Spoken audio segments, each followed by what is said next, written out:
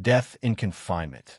The Unseen Decline of Brian Tetrault. 2001, New York, USA. Prisons are designed to control chaos, but sometimes chaos grows in silence. Sometimes the most unsettling mysteries aren't hidden in shadows. They're written in medical logs, ignored symptoms, and the quiet suffering of a man no one believed. In 2001, Brian Tetrault entered Schenectady County Jail for a minor offense. 10 days later, he was dead. Not from violence, not from self-harm, but from a medical decline so obvious, so visible, so preventable, that investigators later described it as a tragedy in slow motion. Why didn't the jail staff act? Why was his worsening condition dismissed as faking? Why did officers document behaviors that contradicted the reality inside the cell? And perhaps the most chilling question, why did the official timeline of his final hours not match the truth? In this episode, we explore the atmospheric, unsettling side of Brian's final days. The confusion, the deteriorating mobility, the strange behaviors caused by untreated Parkinson's symptoms, and the eerie silence of the institution watching it unfold. This is not just a case of neglect. It is a case of institutional blindness, a system so accustomed to suffering that it no longer distinguishes medical crisis from disobedience. Welcome to Mystery Vault 80, where we examine the unexplained shadows behind real events. Before we begin, please support our work by liking, sharing, and commenting. Your engagement helps us keep these forgotten mysteries in the public eye. And yes, we welcome critique too. It helps us improve and refine our craft. Now let's walk into a cell where time slowed down and a life quietly faded away. A man walks into jail and never walks out. It was a gray, unremarkable morning in 2001 when Brian Tetrault entered Broome County Jail, a man whose life would soon become shrouded in questions. At first glance, nothing seemed extraordinary, but within the walls of this facility, ordinary events would take on a haunting dimension. Brian was not just another inmate. A former tank commander, he carried the weight of years in military service. More pressing, however, was his body's betrayal. Parkinson's disease, an insidious illness that subtly altered his movements, speech, and posture. Each tremor, each rigid movement whispered a warning, one that few were listening to.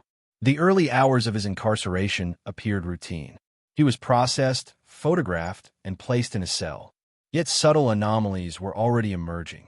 Guards noted his slower pace, the unusual shakiness of his hands.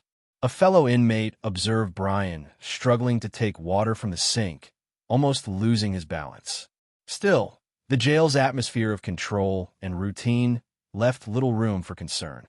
As the days passed, Brian's presence became increasingly peculiar in the eyes of the staff. His complaints about pain and fatigue were dismissed as dramatics. Logs labeled him as acting or difficult. But for those paying close attention, there was an underlying unease. Something in his eyes, the slight hesitation in his gait, hinted at a body and mind under siege. In the silence of the cells, other inmates noticed a transformation. Brian, once articulate and composed, became hesitant, sometimes unable to complete sentences. His physical decline was impossible to ignore, yet the people responsible for monitoring him seemed blind. Were they merely incompetent, or did the walls of the jail conceal a darker indifference? The mystery deepened with each passing hour. Requests for medical attention, mundane in any other setting, were met with delay or outright dismissal. There were whispers among staff that Brian was feigning symptoms, a cruel misjudgment that would have fatal consequences. Observers could sense the clock ticking, but no one seemed to grasp that time was already running out.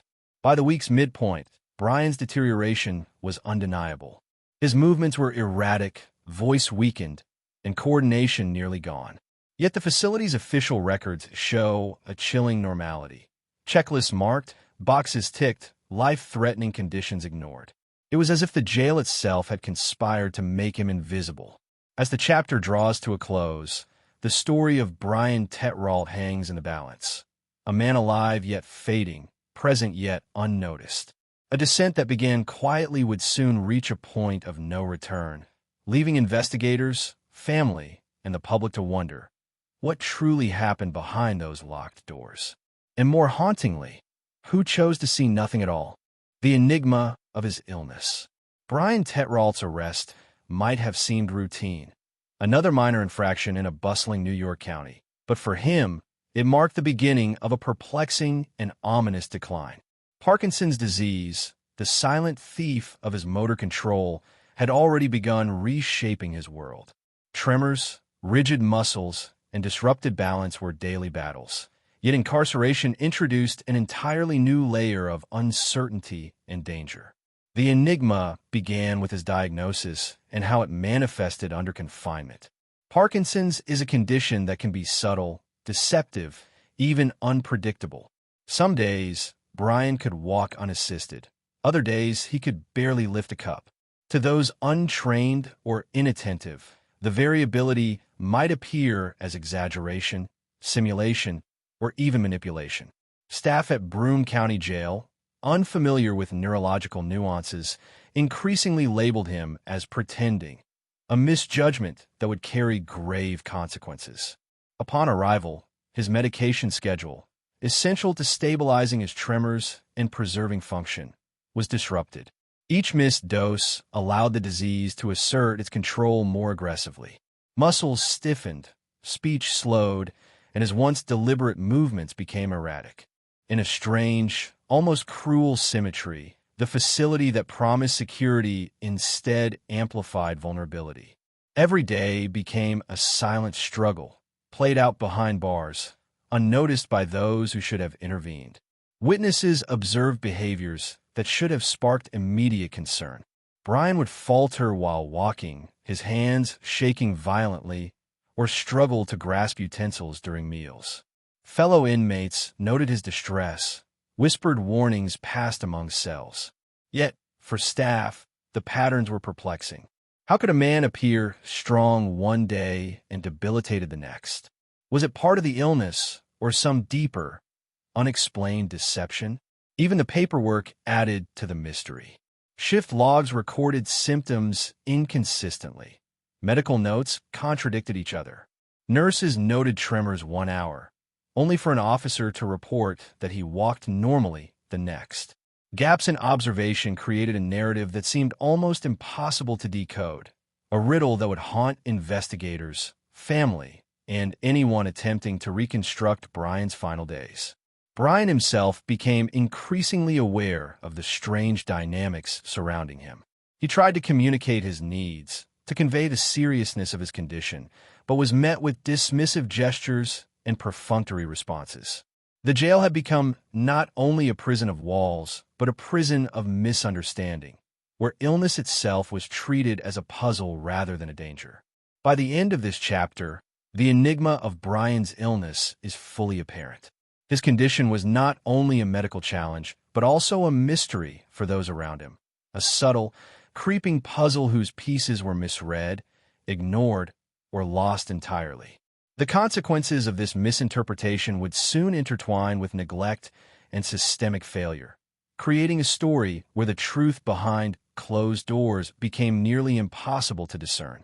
Silence in the cells. Inside Broome County Jail, the ordinary routines of confinement masked something far more sinister: silence. Not the silence of empty cells, but the silence that envelopes cries for help, muffles distress, and allows a man's suffering to go unnoticed. Brian Tetrault, already weakened by Parkinson's disease, became a silent witness to the facility's blind spots and, tragically, a victim of them. The jail's medical system, on paper, was functional. A small nurses' station handled routine care, and doctors visited intermittently. Yet the reality was unsettling.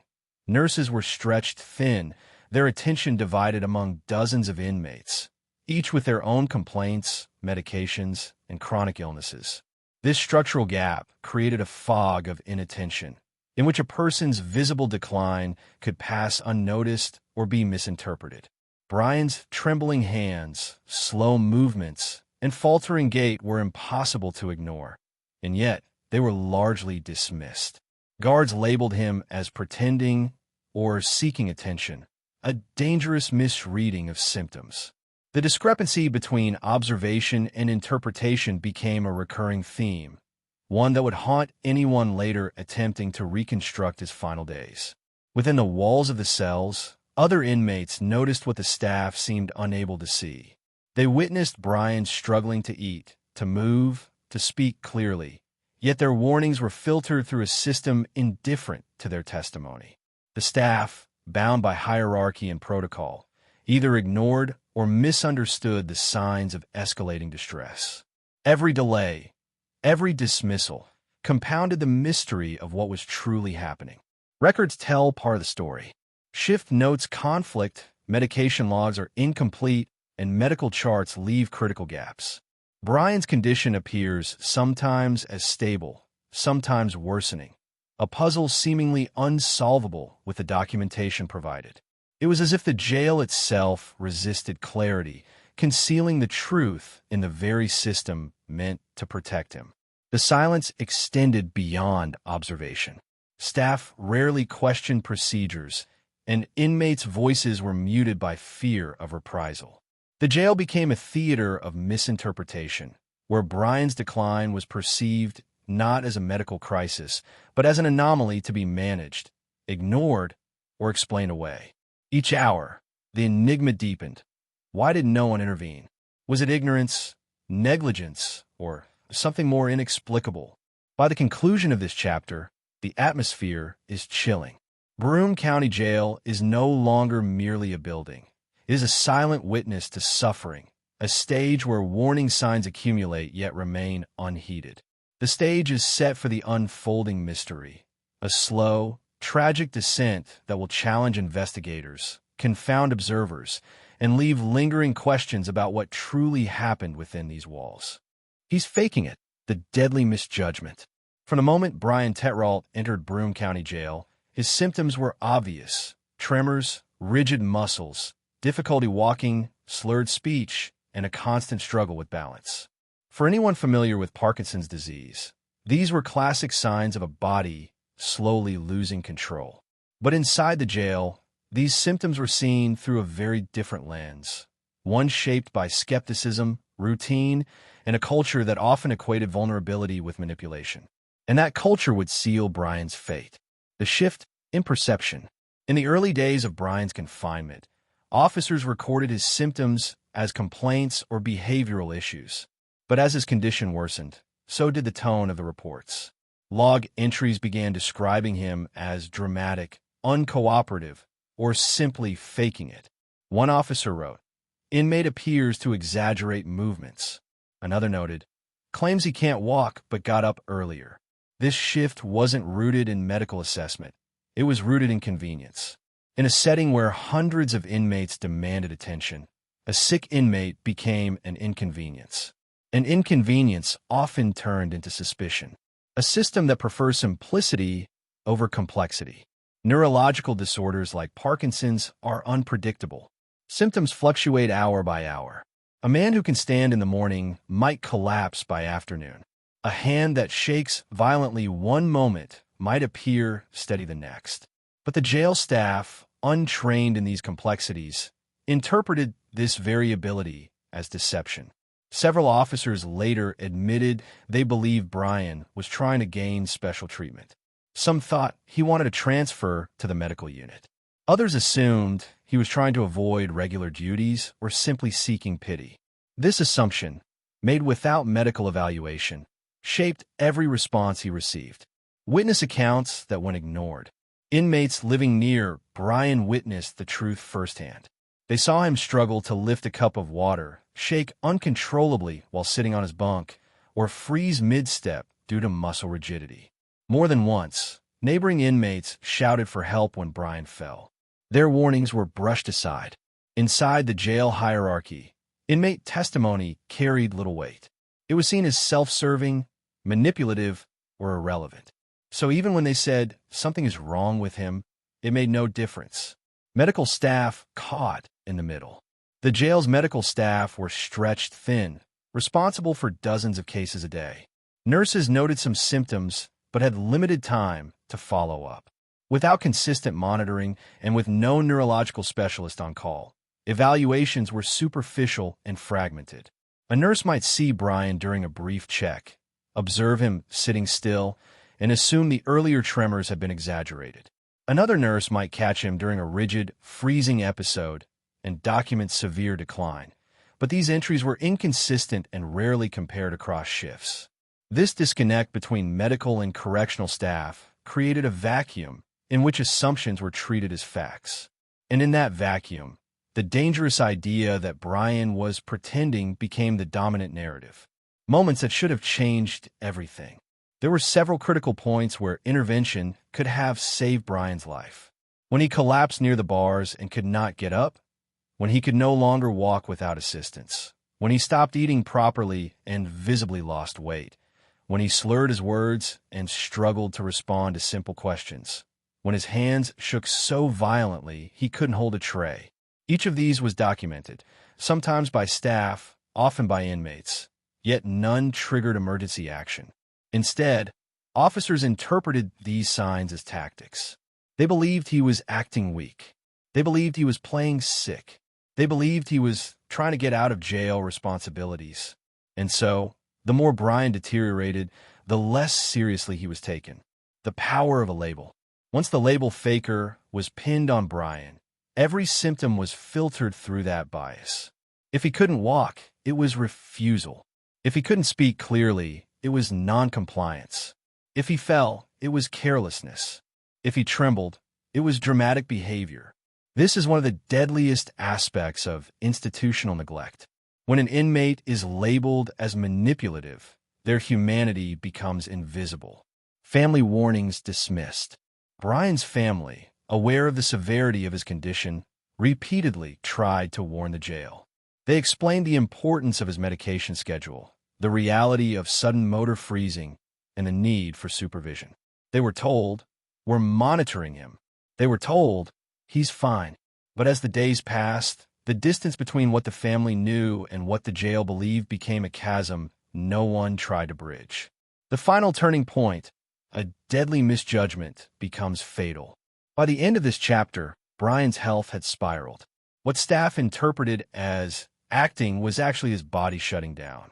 What they called dramatic behavior were neurological symptoms screaming for medical intervention. But by then, the narrative was set in stone. Staff believed he was faking. Protocols were ignored. Warning signs were rationalized. And the man who desperately needed help was left to deteriorate in plain sight.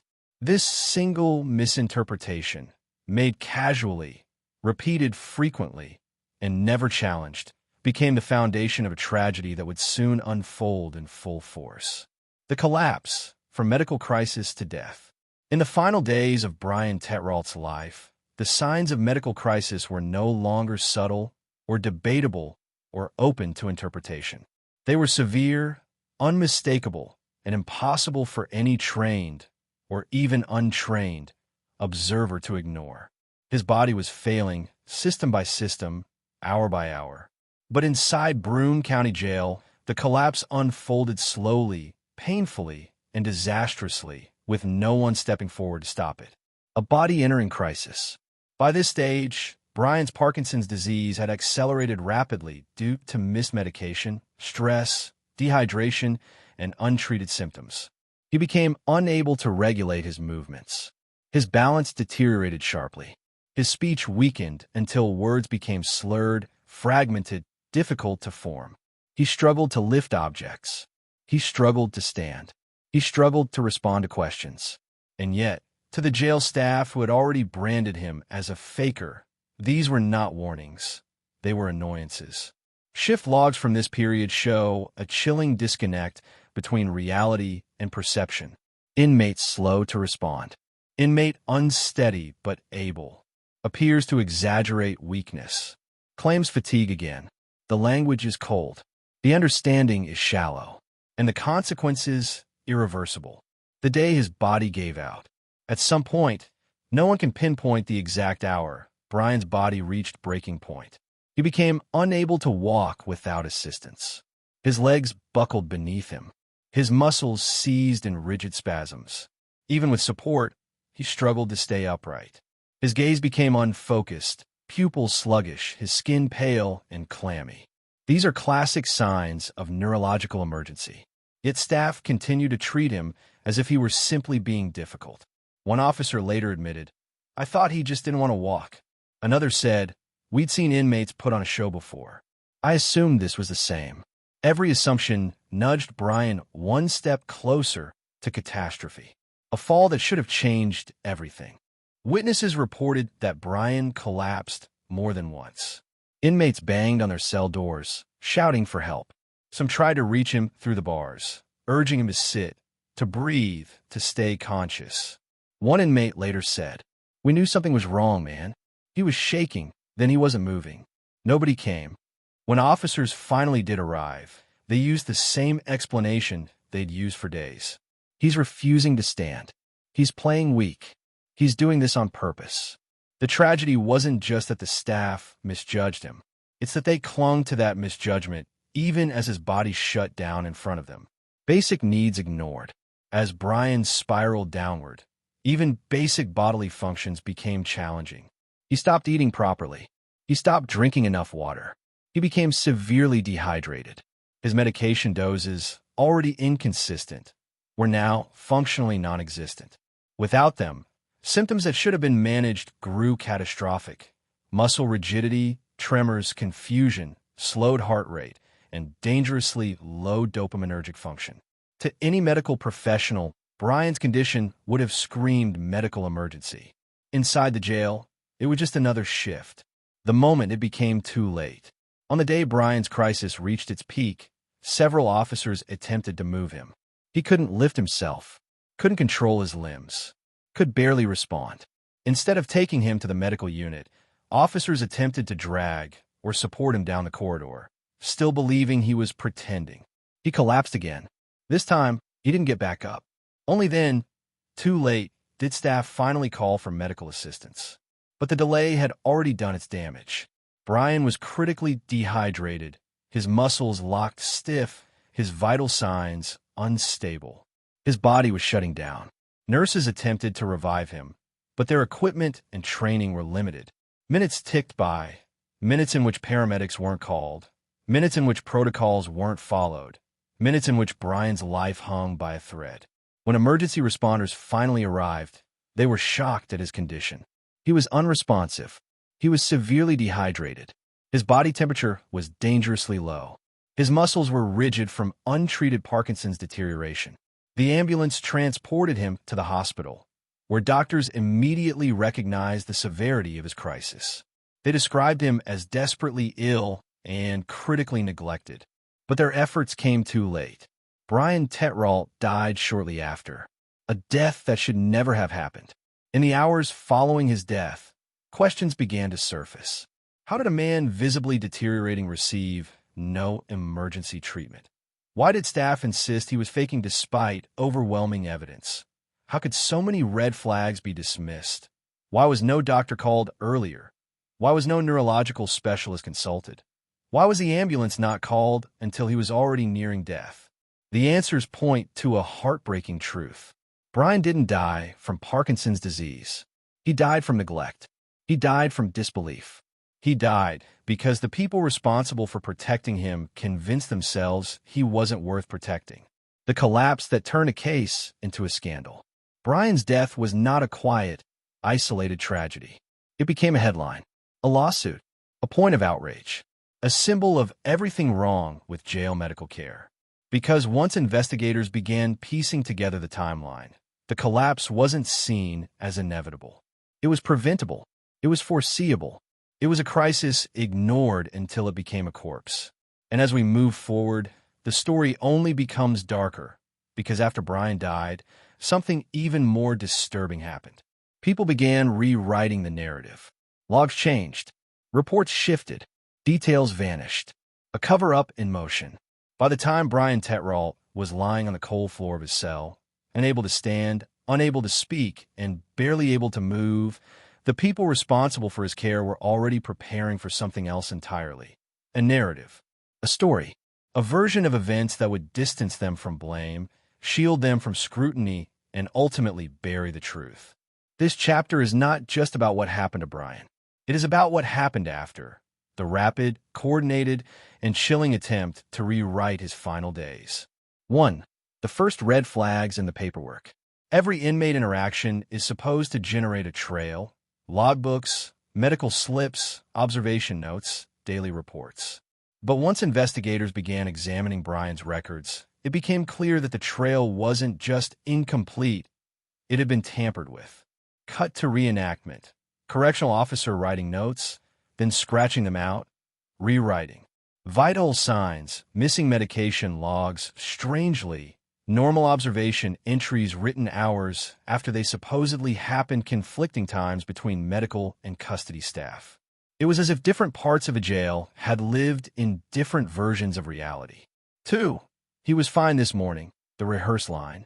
One of the first patterns investigators noticed was the repetition. Nearly every staff member, when questioned, used the same phrase. He was fine earlier. Cut to quick jump cuts between officers repeating identical statements. But surveillance timing, inmate testimony, and even physical evidence contradicted this. Brian hadn't been fine in days. His decline was visible, audible, undeniable. So where did this oddly consistent line come from?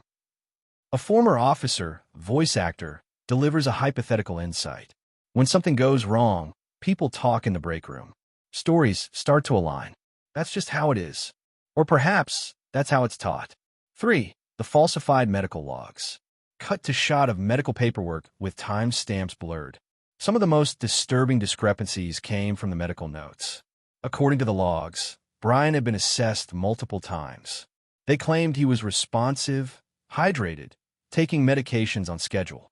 But the autopsy revealed something profoundly different: dehydration, untreated symptoms, and evidence suggesting he had not received crucial medications. The contradiction was fatal and unmistakable. 4. The van ride that raised questions. When Brian was finally transported to the hospital, witnesses later recalled he was limp, cold, and barely conscious. But the transport forms described him as awake and stable. Cut to dramatized shot of officers lifting a motionless man into a van. This single falsified form delayed the hospital's understanding of the emergency, clouding the timeline and confusing medical staff.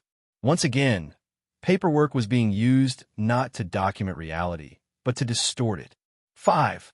A meeting behind closed doors. Several hours after Brian was admitted to the hospital, but before he died, multiple staff members reportedly gathered in a small administrative room inside the jail. Door closes. Muffled voices. Phone logs suggest calls were made. Reports were rewritten. Some entries in the logbook appear to have been added after this meeting took place, though the times were backdated. This wasn't panic. This was coordination. 6. Staff silence and staff fear. Not everyone agreed to stay quiet. Some staff members, anonymously, told investigators that they felt pressured to keep things consistent. Others said they feared retaliation. You don't cross the line. Not unless you want to lose your job. Or worse, be the next one blamed.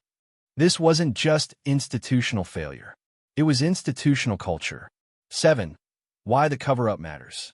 The story of Brian Tetrault's death is tragic enough.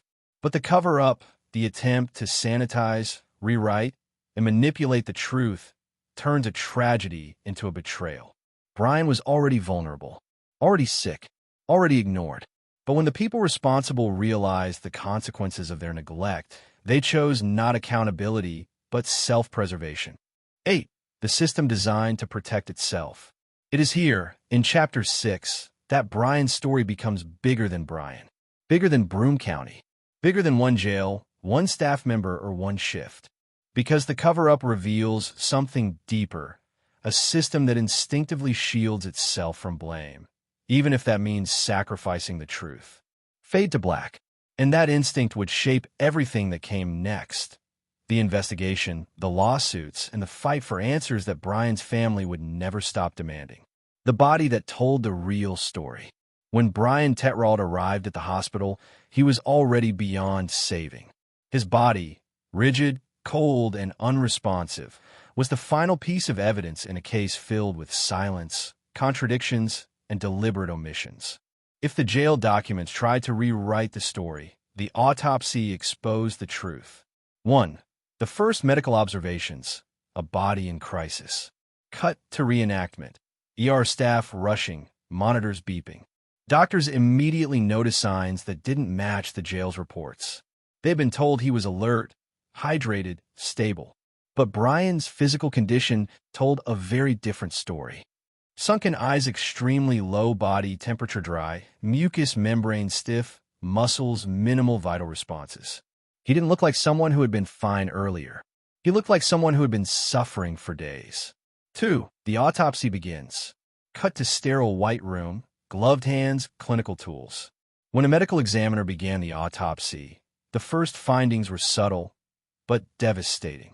Severe dehydration, no evidence of recent medication protein breakdown in muscles, a sign of prolonged immobility and neglect, pressure marks and abrasions indicating he had been unable to move himself. Each detail contradicted the version of events provided by jail staff. Each observation peeled away another layer of the cover-up. 3. The missing medication. Cut to close-up, pill bottles, empty blister packs, notes. Brian suffered from Parkinson's disease, a condition that requires precise and continuous medication. Without it, the body stiffens, the muscles lock, and even simple movements become impossible. According to jail logs, Brian was receiving his medication on schedule. According to his body, he wasn't. Blood levels showed. Far below therapeutic range signs, he had missed multiple doses over several days. This wasn't a medical slip. This was medical abandonment. 4. The dehydration, a slow, preventable death. The deeper the exam went, the more obvious the dehydration became. No fluid in the stomach, signs of severe electrolyte imbalance, blood thickening consistent with prolonged lack of water. Dehydration is not subtle. It is visible, measurable, painfully obvious to anyone trained to recognize it. Yet, somehow, no one in the jail noticed. Or perhaps no one cared to. 5. The injuries that raise questions. There were also marks on Brian's body, small but significant. Bruises along the arms, abrasions on knees, and elbows, early signs of pressure sores. These suggested one thing. Brian had been struggling, crawling, falling, trying to move when his muscles would no longer obey him. Cut to reenactment. A man collapsing, unable to stand. Inmates later reported seeing him so weak he dragged himself across the floor. The autopsy confirmed their accounts and exposed the lies written in the official reports. 6. The autopsy versus the logbook, point-by-point collapse.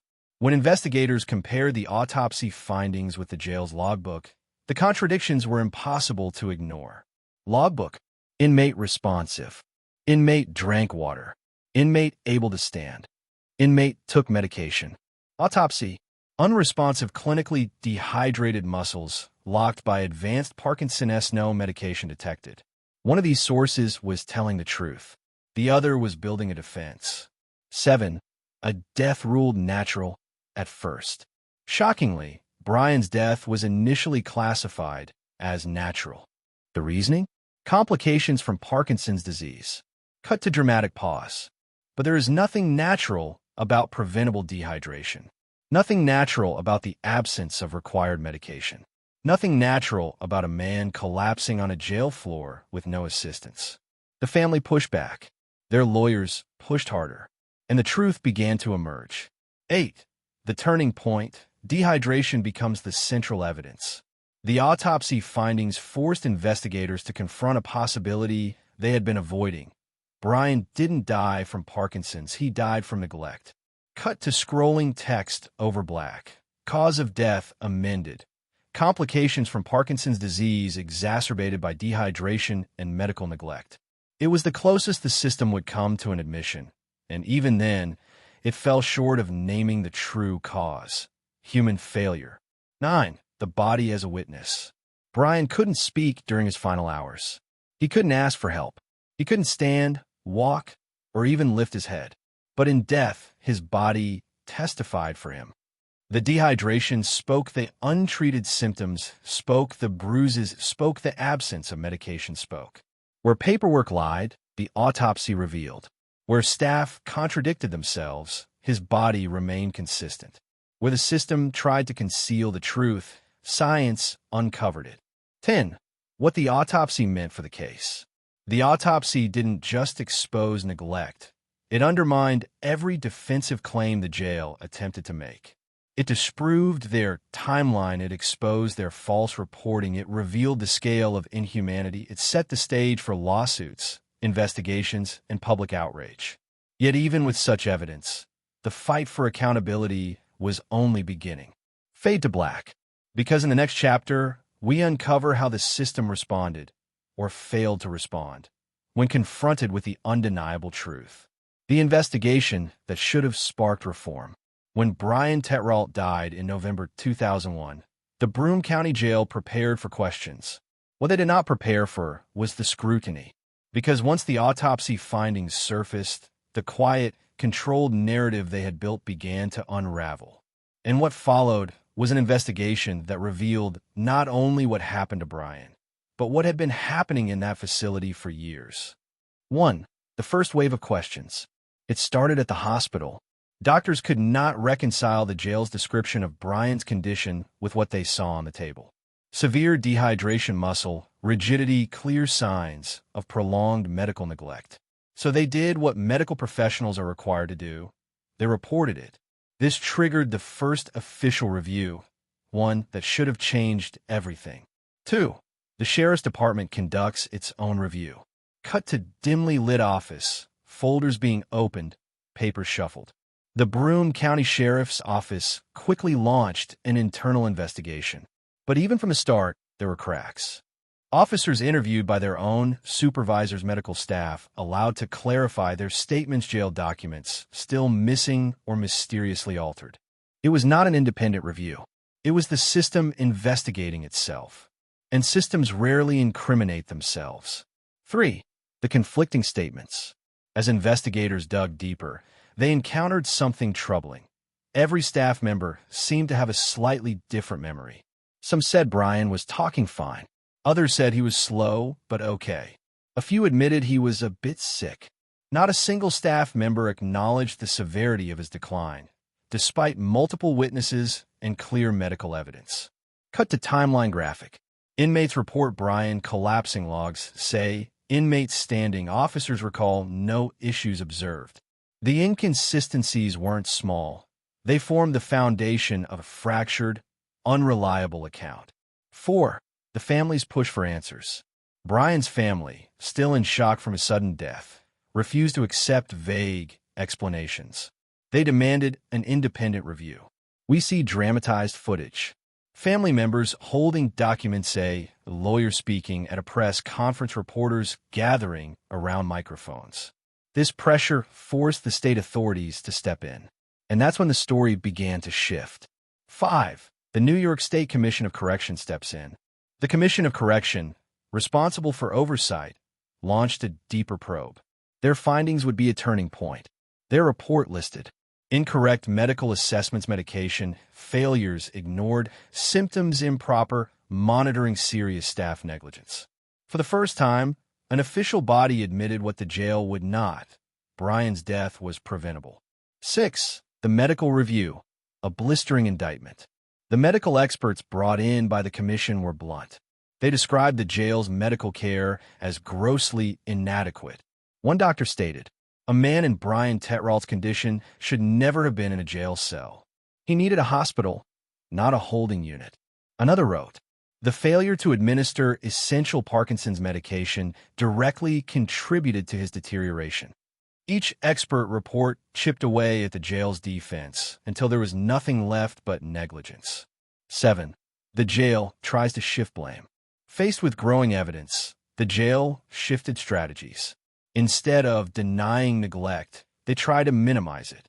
They blamed overcrowding staff, shortages, confusion about medication, Brian's medical complexity. But none of these excuses explained why signs of dehydration were ignored. Why Brian was mocked by staff. Why inmates had to beg for his condition to be taken seriously. The investigation wasn't just exposing incompetence. It was exposing culture. 8. The lawsuit forces more answers. The Tetrault family filed a wrongful death lawsuit. This wasn't just about compensation. It was about truth. Depositions revealed a nurse who admitted she never checked vital signs, officers who hadn't read Brian's medical file, a medic who claimed he didn't realize Parkinson's could be that serious, staff who openly called Brian a faker. Under oath, the story fell apart completely. 9. Public pressure and media attention. Cut to local news clips, protest signs, community meetings. For Broome County, this case became national embarrassment. Interviews, articles, editorials, all calling for accountability. Community members demanded new medical staff, updated protocols, better training, better oversight. Public outrage became louder than any bureaucratic excuse. 10. A system still resistant to change. Despite the findings, despite the outrage, and despite the evidence, reform came slowly. In fact, in the years following Brian's death, other inmates died under similar circumstances. Staff turnover, continued medical neglect remained a recurring issue. The investigation should have transformed the jail. Instead, it exposed a deeper truth. Systems like this don't change because of one death. They change when accountability is unavoidable. 11. What the investigation meant for Brian's legacy. Brian's death forced Broome County, New York State, and the entire correctional system to confront an uncomfortable reality. Vulnerable inmates were not being cared for. Not properly. Not humanely. His case led to mandatory review of medical procedures, pressure for better staff, training, increased oversight from the state, a renewed conversation about jail conditions. It was a step forward, but not enough to prevent the tragedies that would follow. 12. The chapter ends with a hard truth. The investigation uncovered what truly happened to Brian Tetrault, but it didn't bring him back, and it didn't fully fix the system that failed him. Fade out, jail hallway empty. Because in the next chapter, we look beyond Brian, at the other inmates whose deaths echoed the same pattern of neglect, silence, and institutional failure. Patterns of abuse, other inmates who died similarly. Brian Tetrault's death was not an isolated tragedy. It was the tip of a much darker pattern, a pattern that had been quietly unfolding inside Broome County Jail long before he entered its doors and continued long after he left. To understand the full weight of what happened to Brian, we must look beyond his story to the other lives lost in disturbingly similar ways. 1. A jail with a growing death count. Cut to graphic, bar chart rising year by year. Across several years, Broome County Jail recorded a disproportionate number of inmate deaths. Many were labeled natural, others accidental, but under closer scrutiny, the circumstances felt eerily familiar. Dehydration, ignored symptoms, delayed medical attention, missing paperwork, inconsistent staff statements. Brian's death didn't reveal a single failure. It revealed a culture of failure. 2. The case of Edwin Eddie Grant.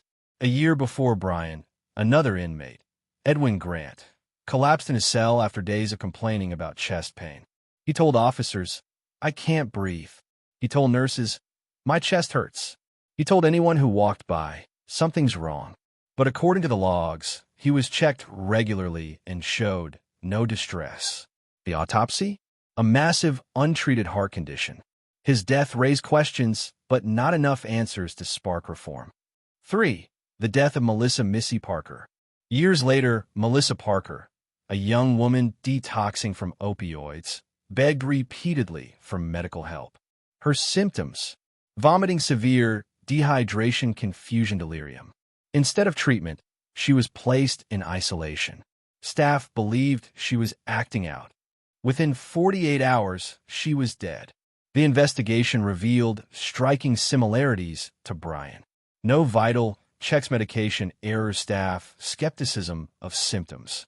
The same mistakes repeated again. 4. The story of Joseph King, another preventable loss. Then came Joseph King, a middle-aged man suffering from severe mental health issues. He stopped eating, stopped speaking, stopped responding. Staff labeled him non-compliant. They assumed he was choosing not to engage. But Joseph wasn't being defiant. He was in crisis. And by the time someone realized it, it was too late. He died of starvation and dehydration. Brian's autopsy echoed Joseph's almost exactly. The pattern could no longer be dismissed. 5. The connecting thread. Misinterpretation equals neglect. Different inmates, different years, different conditions, but the pattern was consistent. Symptoms judged as exaggerations.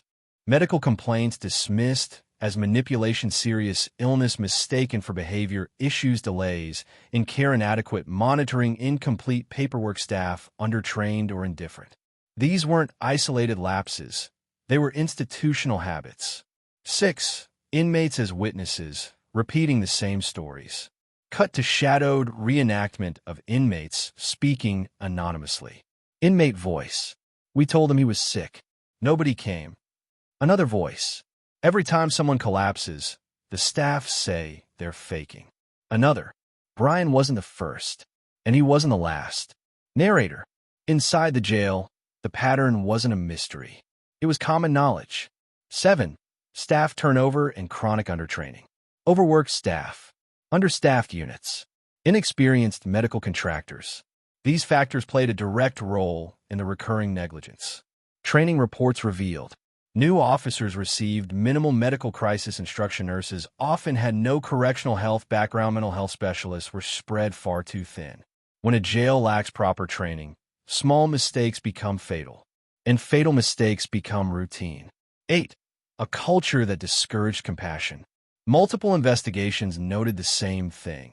A culture inside the jail that viewed inmate suffering as manipulation. Terms used by staff. He's acting. She wants attention. He's exaggerating. Just another inmate trying to get out of work detail. This mindset didn't just cloud judgment, it cost lives. 9. How patterns reveal truth. If Brian's case had occurred in isolation, it might have been dismissed as an unfortunate tragedy. But placed alongside the others, it revealed something much more troubling. The pattern showed predictability, repetition, systemic flaws, institutional indifference. Patterns are powerful because they expose what single incidents can hide.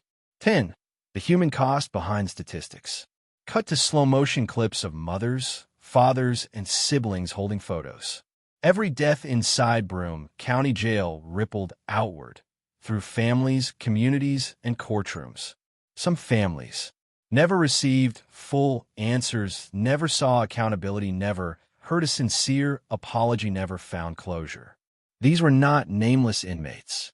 They were veterans, parents, young people battling addiction, individuals with mental illness. Human beings, all deserving of care. 11. Brian's case forces a new question. If so many deaths followed the same pattern, why wasn't anything done sooner? Was it bureaucratic inertia, protection of staff, lack of oversight, or simply indifference? Whatever the reasons, the consequences were undeniable.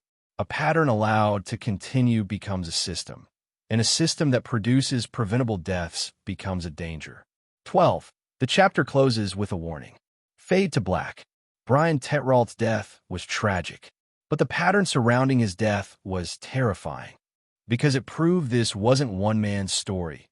It was a symptom of a larger failure, a system that was breaking people instead of protecting them. And in our next chapter, we return to Brian to understand what his story changed and what it failed to change. The investigation turns. Neutral enough to use in both versions, but still intense, atmospheric, and investigative. When investigators finally initiated a deeper review of Brian Tetrault's final days inside the Schenectady County Jail, the first thing they searched for was clarity. But instead of clarity, they found gaps, frightening, widening voids that seemed to swallow every attempt at a straightforward explanation. By Chapter 10, the story shifts from medical failure and procedural negligence into something more structural, more ingrained, and far more disturbing. A system that had no intention of admitting its role in Brian's death. The review of the jail logs, something that should have been simple, became an exercise in frustration. Pages were missing. Notes were incomplete. Time entries didn't add up. Some lines appeared to have been added after Brian had already passed away, raising more questions than answers. Had staff begun reconstructing the narrative once they realized Brian's condition had spiraled beyond recovery? Or was this a pattern of sloppy record-keeping masked as standard procedure? What investigators didn't know was that Brian's decline should have been visible to anyone who looked at him.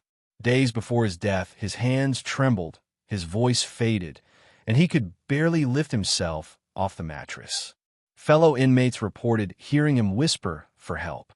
Some said officers told them to mind their business. Others said they were threatened with disciplinary action if they kept pressing the issue. But even with multiple witness statements, the story inside the jail remained fractured. Each person seemed to have a slightly different version, but one thing stayed consistent. Brian Tetrault was visibly dying, and no one stepped in. As detectives pushed forward, the question shifted from what happened to who knew. Because someone had to have made decisions about medication, about observation, about hospital transfers that never happened. There were signatures on forms, names on shift logs, reports that required approval. Someone at multiple points could have stopped the downward spiral. Yet when investigators asked for a clear chain of command, the answers blurred. Officers said they were following medical instructions. Medical staff said the administration set the rules.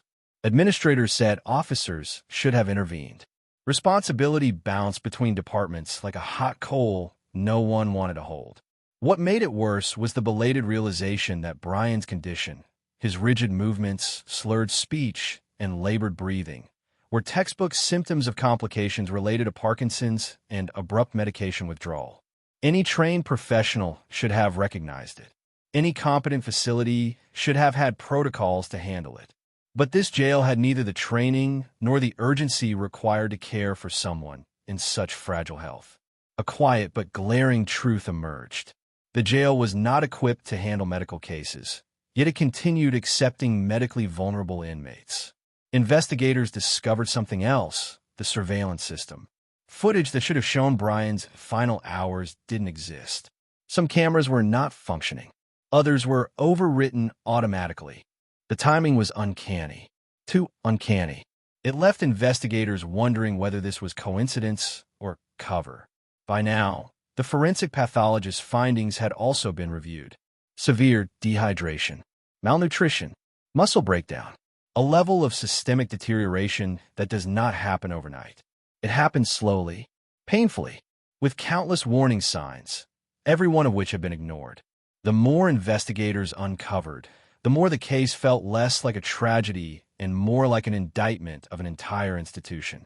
A place where neglect wasn't an accident. It was routine. Where suffering wasn't noticed because suffering was expected. Where paperwork mattered more than human life. Families of other inmates began coming forward, each with their own stories, some eerily similar to Brian's. Medical pleas ignored. Symptoms dismissed. Requests for treatment brushed aside. The investigators realized they weren't just documenting one man's final days, they were documenting a pattern, a culture.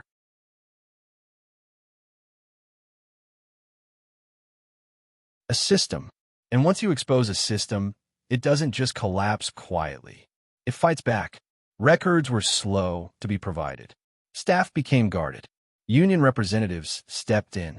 Legal advisors inserted themselves into interviews. Everyone suddenly had something to lose. And yet, in the middle of this mounting pressure, one thing became painfully clear. Brian's death wasn't the result of a single failure. It was the result of 1,000 small failures, stacked on top of each other, until his body could no longer survive the weight. The walls close in, contradictions cover UPS, and a demand for accountability. Inside Broome County Jail, the hours and days following Brian Tetrault's death were supposed to be a moment of clarity, a moment for the truth to be documented, understood, and preserved. Instead, it became a maze of conflicting statements, a maze of altered records, a maze of people suddenly unable to remember what they saw, what they did, or what they failed to do. This chapter is where the story reaches its highest tension. the point where the system begins to turn inward, protecting itself rather than revealing what happened to a dying man in its custody. 1. The conflicting stories begin. As investigators start asking their first questions, something becomes immediately clear.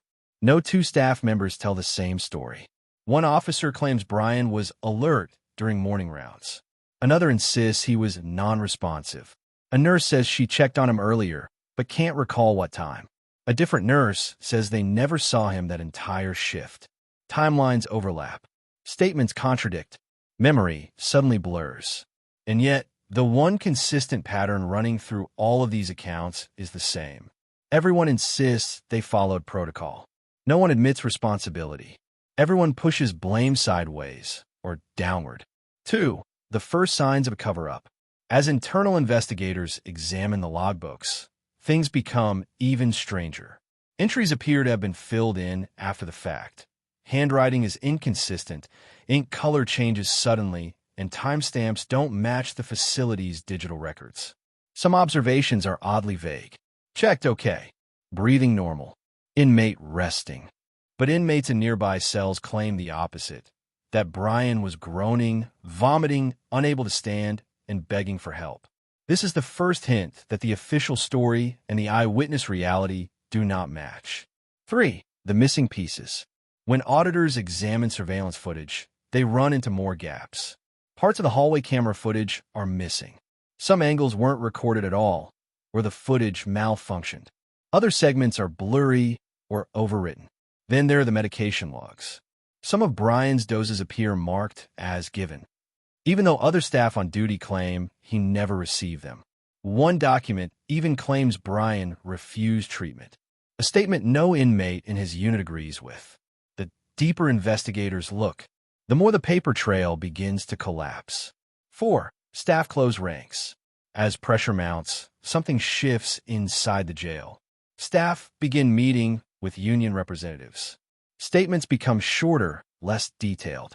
Some refuse further interviews without legal counsel. Suddenly, the language changes. I don't recall. I'm not sure.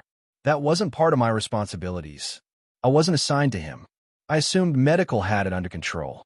The phenomenon is familiar in institutional tragedies. The wall of silence. What began as contradictions now begins to look like coordination. 5. The political pressure. Outside the jail, the story begins to spread. Local newspapers publish early reports. TV stations pick up the case. Questions surface during county meetings. How did a medically fragile man die in a jail unequipped to care for him? Why was he denied medication? Why were there no hospital transfers until it was too late? County administrators start scrambling. Press statements are carefully worded. Officials emphasize ongoing investigations. They urge the public not to jump to conclusions. Behind closed doors, the priority becomes clear. Contain the fallout. Limit public outrage. Protect the institution. 6. The Tetrault family pushes back. But Brian's family refuses to let the case fade into silence. They demand records. They question staff. They contact lawyers. They refuse to accept vague explanations or bureaucratic excuses. They point out what everyone else is trying to obscure. Brian wasn't a criminal. He wasn't a danger to anyone. He wasn't even healthy enough to serve time. He was a man with Parkinson's disease. A man who should have been in a hospital, not a jail. In a system that should have cared for him. Let it die instead. Their determination prevents the case from being buried under paperwork and excuses. 7. Investigators find the pattern. As the investigation expands, a disturbing truth emerges. Brian's death is not an isolated incident. Other inmates with medical conditions have died under similar circumstances. Other families have lodged similar complaints. Other logs and reports have shown the same inconsistencies. The deeper investigators look, the more they discover a culture, not an accident, a culture of indifference, a culture of shortcuts, a culture where paperwork matters more than people. Brian's death wasn't just a tragedy. It was a symptom of a broken system. 8. Tension peaks and the system trembles. By the end of this chapter, the story reaches a turning point. Public pressure intensifies. Legal threats loom. The internal narrative is no longer believable. Whistleblowers whisper that this isn't the first case, and won't be the last. The walls of the jail, the walls that once protected silence, now trap a truth too big to ignore.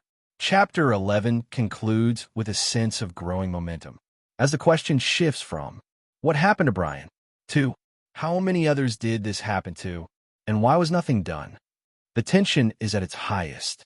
The system is cracking, and the final chapter will reveal what, if anything, actually changed. Legacy of a preventable death. Brian Tetrault's death shook Broome County to its core. What began as a tragic loss became a symbol of systemic failure and a harsh indictment of the correctional system in New York State. The aftermath. Lawsuits filed, internal audits conducted, and public outcry forced officials to confront the reality of neglect. Jail protocols were revised, medical staffing increased, and oversight mechanisms slowly improved, but not fast enough for Brian. Accountability. Some officers and medical staff faced disciplinary action, yet many escaped significant consequences. The system, it seemed, could punish in small ways while leaving the larger culture untouched. Policy changes.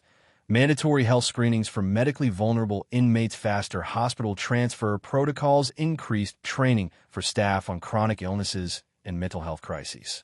But for every policy enacted, there remained the lingering question. How many lives were lost before reforms arrived? Brian's death, while preventable, became a catalyst, a warning that the cost of institutional indifference is human life. Family perspective. Brian's relatives became advocates for change, using their grief to push for stricter oversight. Interviews reveal their heartbreak, but also their resolve, ensuring that no other family experiences what they did. Closing reflection.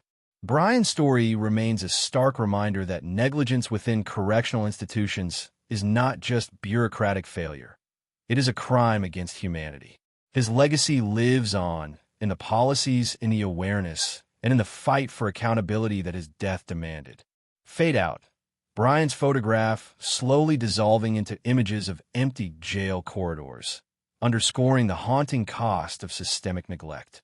Man Detective Mystery Version, Mystery Vault 80. Title: The Unsolved Mystery of Intent. Brian Tetrault's death is more than a story of negligence. It is a puzzle, a chilling enigma that still lingers decades later. Behind locked doors, questions remain unanswered. Was it pure oversight? Or something more deliberate? The shadow of doubt. Every staff statement, every log entry, every altered record raises a question. Could the misjudgments really have been accidental? Or was there a conscious effort to obscure reality? The investigation that faltered, while lawsuits and internal probes exposed inconsistencies, they failed to fully clarify intent. Official reports focused on process failures, not motivation, leaving the mystery unresolved. Unanswered questions: why were key medical interventions delayed? Why did staff repeatedly dismiss clear signs of danger? Why do similar cases persist within the facility, even after reforms? The pattern. Connecting Brian's case with other inmate deaths suggests a disturbing continuity, one that seems almost deliberate in its neglect. The system itself becomes a character, opaque, indifferent, and resistant to full disclosure. Brian's story, in the end, is a haunting question mark. The autopsy told the body's story. The logs and reports told a different one. And the truth, whether accident, incompetence, or intent, remains just out of reach. His death may have prompted policy changes, but the enigma endures.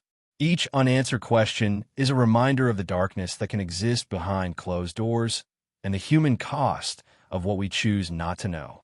Fade out. Dim hallways, a lone prison cell door closing slowly, leaving viewers with a lingering sense of unresolved mystery.